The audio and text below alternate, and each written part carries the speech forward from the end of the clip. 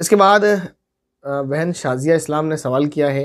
उस सवाल पर वैसे मैं जवाब देता, लेकिन इस पर रिप्लाई में एक जवाब दिया एक बहन ने, बहुत अच्छा जवाब लगा मुझे, तो वही सवाल जवाब मैं आपको पढ़कर सुना रहा हूँ। सवाल ये है, अस्सलाम वालेकुम भाईजान, मेरा सवाल है कि हिफ्ज़ का मायना क्या है, प्लीज़ जवाब दीजिएगा। वालेकुम अस्सलाम रहमतुल्लाहि व बरकातहू। तो इस पर जो जवाब दिया है बहुत अच्छा लगा। हिफ्ज़ मतलब मेमोराइजेशन, डिक्शनरी के एतबार से हिफ्ज़ का मतलब यही है, याद करना, महफूज करना, अपने जहन में बिठा लेना। और हिफ्ज़ के दूसरे माने ये भी आते हैं मेमोराइजेशन के अलावा, किसी को आप सिक्योरिटी जो है प्रोवाइड करना है, उसकी हिफाजत करना, इसके माने भी हिफ्ज़ आते हैं। तो इसके बाद उन्होंने लिखा है, दीनी इस्तिलाह में हिफ्ज़ का मतलब होता है कुरान याद रखना। अच्छी बात है। और कुरान याद करना, और याद करने वाले को हाफिज़ कुरान कहते हैं। हदीस के भी हाफिज़ होते हैं, जैसे मौलाना मंजूर मैंगल साहब बुखारी शरीफ के भी हाफिज़ हैं। बाकी आपके उस्ताद बताएंगे, मुफ्ती साहब। बात तो सही है, जवाब आपका बिल्कुल दुरुस्त है।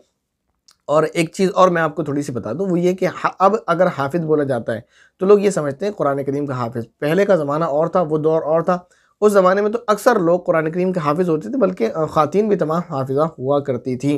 तो उस वक्त हाफिज़ का इतलाक़ कुरान करीम के हाफिज़ पर नहीं, बल्कि अहादीस के हाफिज़ पर ही हुआ करता था।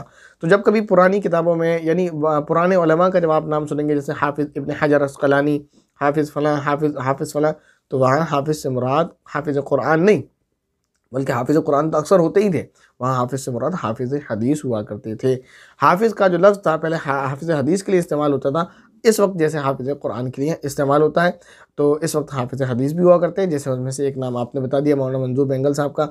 इसी तरह और भी हैं जो सोशल मीडिया पर नहीं है, और जो मुकम्मल बुखारी शरीफ के हाफिज़ हैं, वो मदारिस में पाए जाते हैं। मदारिस के अंदर तो हमारे मदारिस में बहुत सारे ऐसे हैं जिसमें सालाना कंपटीशन होता है, जिसमें सियाह सित्ता के भी हाफिज़ होते हैं। ऐसा नहीं सिर्फ बुखारी शरीफ के, बुखारी शरीफ के हाफिज़, सियाह सित्ता के भी हाफिज़ होते हैं।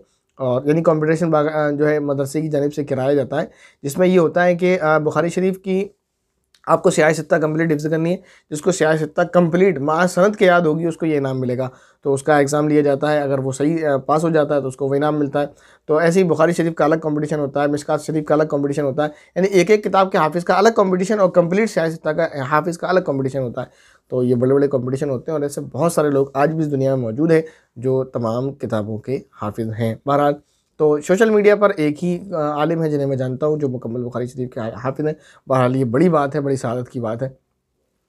इसके बाद सवाल है, मोहम्मद शाहिद जमाल साहब का सवाल कर रहे हैं। अस्सलाम वालेकुम मुफ्ती साहब। वालेकुम अस्सलाम रहमतुल्लाहि व बरकातहू। सवाल है, मुफ्ती साहब, ख्वाब में सांप को देखना और सांप का काटना देखना, यानी सांप ने काट लिया। मुफ्ती साहब, रात को बावजूद सोएं और सुन्नत अदा करें, जब भी ख्वाब ऐसा आया तो उसकी ताबीर क्या है? देखें, बहुत अच्छी बात है, आप रात को बावजूद सोते हैं, अल्लाह ताला इस पर आपको अजर अता फरमाएंगे। सुन्नत क्या लिखा है, सुन्नत अदा करके सोते हैं, सब ठीक है, सोने की सुन्नतें वगैरह अदा करके, इस पर आपको अजर अलग मिलेगा। लेकिन याद रखें, हम इंसान जाने अनजाने गलती करते रहते हैं। तो इस तरह के ख्वाब अगर आ जाते हैं, पहले तो ख्वाब का इससे कोई ताल्लुक़ नहीं, ख्वाब आ सकता है किसी भी तरह का। तो अगर आपको इन सब करने के बावजूद भी ख्वाब आ रहा है, तो इस वजह से आप परेशान ना हो कि ये करने फिर भी ख्वाब ख्वाब तो आएगा, वो कैसे भी आए, ये सब करेंगे तब भी आएगा, कोई मसला नहीं है, वो आ भी सकता है। उससे इतने परेशान होने की ज़रूरत नहीं है, ख्वाब को लेकर इतना सीरियस नहीं हो जाए। बहरहाल, ये इस ख्वाब में इतना इशारा है कि थोड़े से गुनाहों से बचने की कोशिश करें और तौबा इस्तिग़फ़ार की कसरत करें। इसके बाद भाई मोहम्मद मुश्ताक सवाल कर रहे हैं। अस्सलाम वालेकुम। वालेकुम अस्सलाम रहमतुल्लाहि व बरकातहू। कैसे हैं आप? सवाल है कि खाना खाने के वक्त बिस्मिल्लाहि व अला बरकतिल्लाह कहते हैं, और पानी या चाय पीने के वक्त बिस्मिल्लाहि व अला बरकतिल्लाह कहना चाहिए या बिस्मिल्लाह? अलग अलग रिवायत हैं। कुछ रिवायत में बिस्मिल्लाहिर्रहमानिर्रहीम पढ़ने का जिक्र मिलता है, तो आप बिस्मिल्लाहिर्रहमानिर्रहीम पढ़ लें, काफ़ी है। अगर आप ये दुआ पढ़ना चाहें ये भी पढ़ सकते हैं, लेकिन ये लाजमी और ज़रूरी या यूँ कहा जाए कि सुन्नत है, ये नहीं है। पानी पीते वक्त या चाय पीते वक्त ये दुआ पढ़ना साबित नहीं है। अलबत्ता एक दुआ का जिक्र मिलता है, वो दुआ कुछ इस तरह है, पानी पीने के वक्त की, चाय की तो नहीं है। चाय पीते वक्त आप बिस्मिल्लाह पढ़ लें। दूध पीते वक्त आप अल्लाहुम्मा बारिक लना फ़ीही व ज़िदना मिन, ये हदीस से साबित है, इस दुआ को पढ़ें। और एक दुआ है पानी पीते वक्त की, तो उसको भी पढ़ सकते हैं, लेकिन उसको लाजमी और ज़रूरी ना पढ़ें। बेहतर यही कि बिस्मिल्लाह पढ़ें और पानी पी लें। वो दुआ है, अल्हम्दुलिल्लाहिल्लज़ी सक़ाना अज़बन फ़ुरातन बिरहमतिही वलम यजअलहु लना मिल्हन उजाजन बिज़ुनूबिना, इस तरह की दुआ है। लेकिन आप ना याद करें तो भी कोई मसला नहीं, बिस्मिल्लाह पढ़कर काम चलाते रहें, यही सुन्नत है। इसके बाद मोहम्मद अशफाक साहब सवाल कर रहे हैं। अस्सलाम वालेकुम मुफ्ती साहब। वालेकुम अस्सलाम रहमतुल्लाहि व बरकातहू। मेरा सवाल ये है कि वज़ू बनाते वक्त नल को ऑन करके हाथ धोएं, तो ये ज़रूरी है कि 3 बार हाथों को धो लें, लेकिन नल ऑन करने की वजह से मालूम नहीं पड़ता। तो देखिए, पहली बात तो ये अच्छी बात है कि आप लोटे से वज़ू करें, ये बहुत अच्छी बात है। तो इससे आपकी 3 बार की कन्फ्यूज़न भी ख़त्म हो जाएगी, और पानी भी कम खर्च और कम बर्बाद होगा। लेकिन अगर आप उससे नल से वज़ू करते हैं, उसका तरीका ये है कि आप एक मरतबा, ज़ाहिर है ये नल है मिसाल के तौर पर, और आप उसके नीचे से अपना ये हाथ गुजारेंगे और इसको इस तरह से मलते हुए चले जाएंगे। एक तरफ पहुंच गया एक मरतबा में, दूसरी मरतबा में आप इसको निकाल लें, तीसरी मरतबा फिर ले जाएं, 3 मरतबा हो गया, पानी इस पर पहुंच जाता है, काफ़ी है। लेकिन इसका ख्याल रखें, हाथ अच्छी तरह से आप फेर लें कि कहीं खुश्क ना रह जाए। बाद मरतबा यहाँ खुश्क रह जाता है, यहाँ रह जाता है, तो आप पहले यहाँ से इस तरह से अच्छी तरह से ये हाथ मल लेंगे तो फिर खुश्क नहीं रहेगा। इसके बाद एक बहन ने सवाल किया, मुफ्ती साहब मेरे कज़िन ने मेहरून आपने जो लिखा है शायद मेहरून ही लिखा है, लेकिन मेहरून अगर लिखा है तो गलत लिखा है।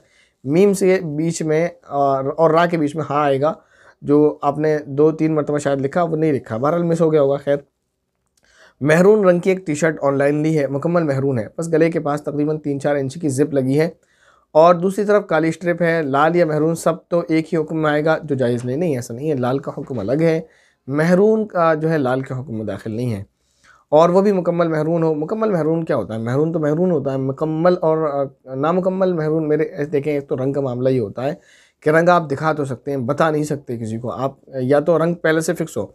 जैसे ब्लैक बोलेंगे तो आदमी समझ जाता है ब्लैक मतलब ब्लैक ही, क्योंकि ब्लैक जैसा कोई और नहीं होता, ब्लैक ब्लैक ही होता है। वाइट बोलेंगे तो वो भी समझ में आता है, और अगर आप लाल बोलेंगे वो भी समझ आता है। लेकिन कभी कभी ऐसा होता है, जैसे कोई बोले क्रीम कलर, तो उसमें क्रीम में भी थोड़ा डार्क थोड़ा हल्का कई तरह के होते हैं, तो वो आदमी उसमें कंफ्यूज होता है कि आप कौन सा क्रीम बोल रहे हैं और मैं कौन सा क्रीम समझूं, ये होता है। ऐसे ही ब्राउन भी लाइट होता है, डार्क होता है और मीडियम होता है, तो उसमें भी कंफ्यूज होता है। तो अगर आप मेहरून की बात करें तो मेहरून जो मेहरून ही है, जिसको मेहरून कहते हैं, तो वो लाल के हुक्म में दाखिल नहीं है। अब अगर आप ऐसा कहें कि वो जो मेहरून ना होकर लाल ही है या वो है, बहरहाल क्योंकि लाल में भी फिर 3-4 कलर आते हैं, हमारे यहाँ चूड़ी का काम है, तो यानी फ़िरोज़ाबाद में, तो यहाँ चूड़ी में भी लाल कलर, और जो लाल कलर आते हैं वो कई तरह के होते हैं, लाल लाइट होता है, डार्क होता है, एक्स्ट्रा डार्क होता है, तो कलर का तो नहीं, लेकिन मेहरून जो मेहरून है आमतौर पर वो लाल में दाखिल नहीं है और उसको पहना जा सकता है। इसके बाद भाई मोहम्मद सफ़वान सवाल कर रहे हैं, अस्सलाम वालेकुम। वालेकुम अस्सलाम रहमतुल्लाहि व बरकातुहू। सवाल, क्या इशा के बाद पढ़ा जाने वाला वजीफ़ा और आयतुल कुर्सी सोने से पहले के लिए काफ़ी होगी? मैं इशा के बाद, इशा लिखा है अलिफ से, तो याद रखें इशा अलिफ से नहीं ऐन से आता है। आप जिस मस्जिद में नमाज़ पढ़ने के लिए जाते हैं वहाँ टाइम टेबल नमाज का जो लगा हुआ है वहाँ उर्दू में भी होगा, उम्मीद है, तो उसको आप ध्यान से देख लें। इशा के बाद 33 मरतबा सुबहानल्लाह, 33 मरतबा अल्हम्दुलिल्लाह, 34 मरतबा अल्लाहु अकबर पढ़ता हूँ।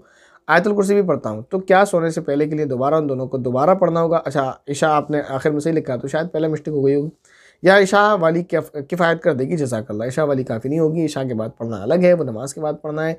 रात को सोते वक्त इनका पढ़ना मुस्तकिल अलग एक सुन्नत है, तो आप इसको रात को सोते वक्त ही पढ़ें, नहीं दोबारा पढ़ें। इसके बाद भाई अज़मत सवाल करें, अस्सलाम वालेकुम मुफ्ती साहब। वालेकुम अस्सलाम रहमतुल्लाहि व बरकातुहू। मेरे 2 सवाल हैं। नंबर 1, आजकल जो बाल बेचे जाते हैं वो जायज़ है या नहीं? वो बहुत पहले से नाजायज़ है, मैं तो बहुत पहले से कहता आ रहा हूँ, आप आजकल की करें, और ये इतना सख्त गुनाह है कि इसी वजह से बाज़ उलमा ख़ुद एहतियात करते हैं और सबको एहतियात करना चाहिए, कहते भी हैं। और मैं भी ये आपको बता रहा हूँ कि मैं भी इसी वजह से एहतियात करता हूँ हर किसी के घर खाना खाने से, कि ये इतना फैल गया है कि लोग जिनको नहीं, कभी कभी ऐसा जिनको नहीं सोचते उनके बारे में पता चलता है कि उनके घर में भी बाल बेचे जाते हैं, फिर उन बालों का ज़ीरा लिया जाता है, वो ज़ीरा खाने में डाल दिया जाता है। 2 रुपये का ज़ीरा हराम पैसे का, बाकी 200 रुपये का मुर्गा हलाल पैसे का, फिर उसमें मसाले हलाल पैसे के, वो सारा मुर्गा हराम हो जाता है। वहाँ तो आप फिक्र कर रहे हैं कि बिस्मिल्लाह पढ़ी है नहीं पढ़ी मुर्गे पर, वो हलाल है या हराम है, बिस्मिल्लाह पढ़ने वाला मुसलमान है या भी या नहीं, इसका ज़िबा हलाल है या नहीं, वहाँ तो टेंशन ले रहे हैं। उसके बाद वो घर में आकर हराम हो जाता है, उसकी टेंशन कोई नहीं लेता। तो इसलिए एहतियात बरतना चाहिए। ये जो काम कर रहे हैं उन्हें इन कामों से बाज आना चाहिए, और जो लोग ऐसा काम करते हैं उनके घर खाना हरगिज़ नहीं खाना चाहिए। इसके बाद का दूसरा सवाल है, एक एप्लीकेशन है उसमें रुपये लगाकर भी गेम खेलकर पैसे कमा सकते हैं और फ्री में भी, तो अगर मैं उस ऐप में फ्री में गेम खेलूँ तो क्या वो जायज़ है? गेम खेलना तो अगर जायज़ होगा भी तो उसकी बहुत सारी शराइत है। वक्त की बर्बादी है, नमाज़ों से गफलत है, बिला वजह कीमती अपना वक्त आप थोड़े से गेम में क्यों बर्बाद कर रहे हैं? आप गेम ना खेलें, कोई ऐसा काम करें, या तो कोई गेम ऐसा खेलें जिससे आपकी बॉडी को भी फ़ायदा हो। आपको जैसे बहुत सारे गेम है, फुटबॉल है, क्रिकेट है, हॉकी है, तो इस तरह के गेम खेलें, मतलब जो आपकी सेहत को भी मुफीद हो।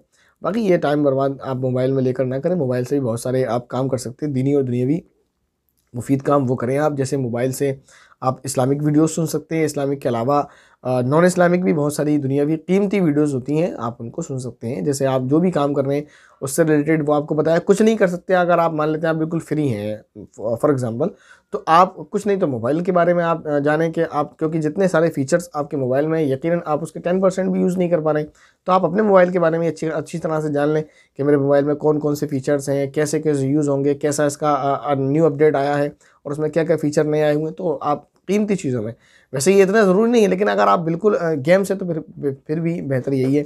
या फिर ये कि आप दुनियावी हिस्ट्री, दुनियावी तारीख़ को लोगों पढ़ नहीं सकते तो लोगों की ज़ुबान से जानें, उनसे सुने। इस्लामी तारीख़ को सुने, बहुत अच्छी बात है। इस्लामी ना सुने तो दुनियावी ही सुन लें। हिंदुस्तान की तारीख़ को सुन लें।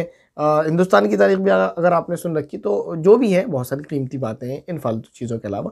तो कीमती बातों पर अपना वक्त आप खर्च करें, वरना फिर कब्र में जब सवाल होगा आपने अपनी जवानी कहाँ बर्बाद किया, अपना वक्त कहाँ ख़राब किया, तो फिर हम इसका जवाब देने से बहुत माज़ूर हो जाएंगे।